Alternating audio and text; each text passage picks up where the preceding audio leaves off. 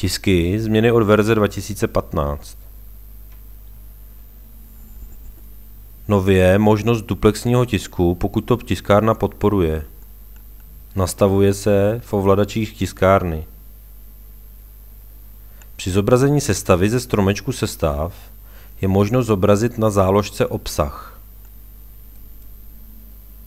Při kliknutím do stromečku obsahu na údaj sestava zobrazují požadovanou stránku s daty.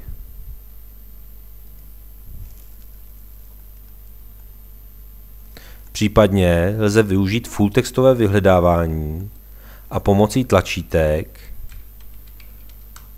se pohybovat po sestavě. Nalezený text se bude na sestavě zvýrazňovat. Rozšířily a upravily se možnosti exportu sestav do nových formátů. Změny se týkají těchto formátů. XLS padlo omezení na maximum 50 000 řádek. Nově přidám formát XLS data. Ukládá data do Excelu bez hlaviček sestavy.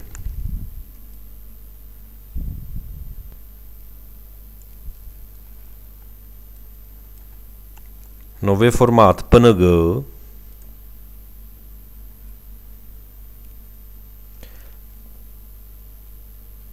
Dále formát DOC, kde je možnost editovat sestavu i po uložení, včetně faktury.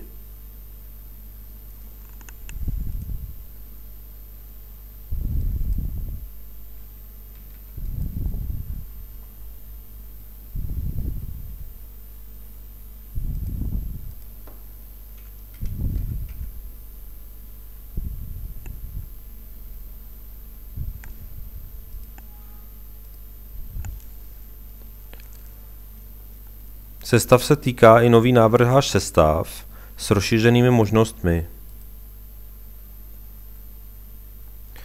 Je zde větší podpora grafů. Do sestav lze například vkládat i čárové kódy, včetně QR kódů.